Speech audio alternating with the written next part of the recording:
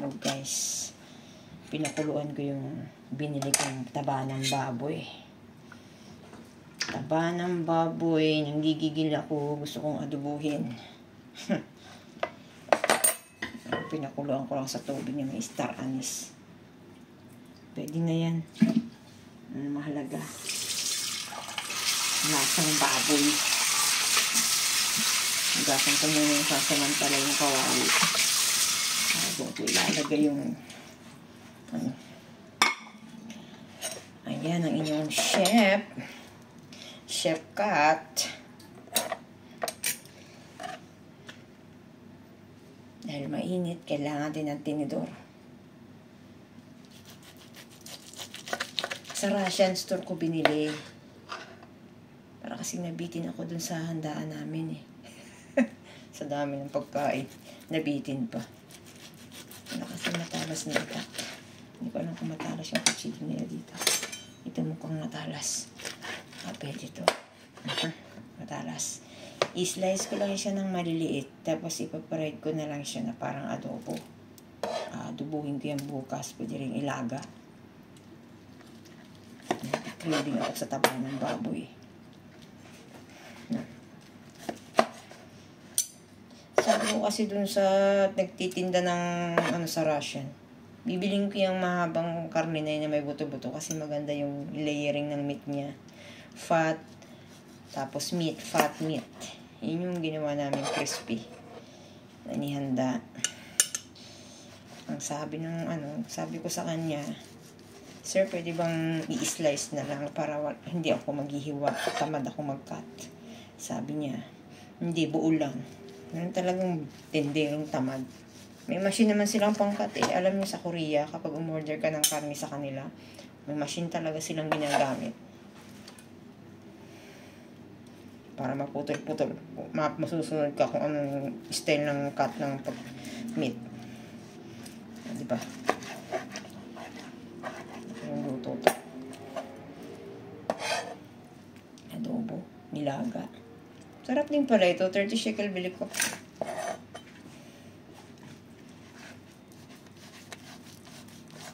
Kaya pa na ako mag-cut. Tatakam na ako sa itsura pa lang.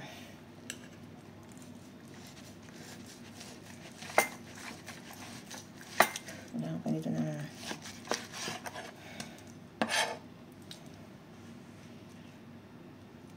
taba.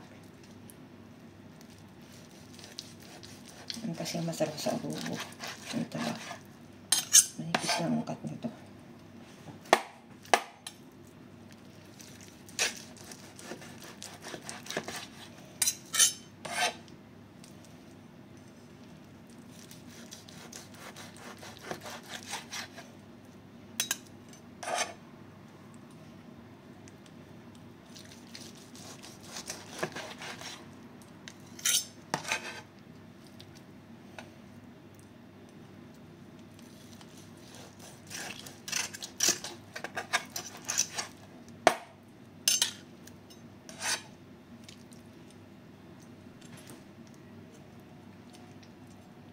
Tatakam na ako. Hindi pa tuluto.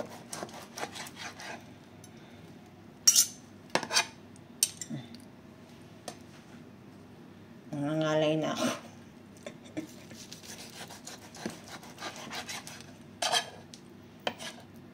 Ayan.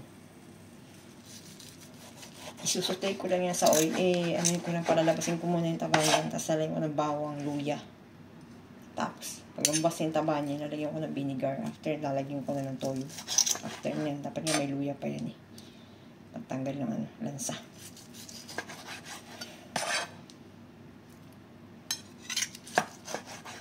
Ang ganda siya. Parang ang ganda nitong gawing sisig.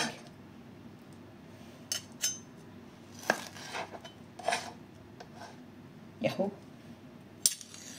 Alam nyo, tumatakaw ako sa pagkain. Kung malapit ng monthly period ng girls, matakaw yan. Ayan na. Charan! Diba? Ngayon, lalagyan ko rin ng tubig yan. Pakukulan ko para lumabas pa yung taba niya.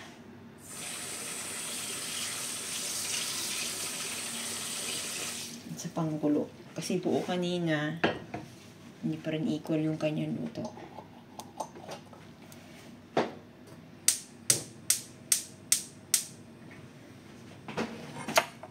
Dapat pala bumili akong luya. Nakalimutan ko. Ayun. Ayan. Habang inaano natin yan, maghugas muna tayo ng kalat. Hindi ko na yung makakat. Maghugas muna tayo ng pinagana natin. Kalata. Nilagyan ko lang siya ng ganun. Star anise. Naputla ako. Hindi ako mag-lipstick.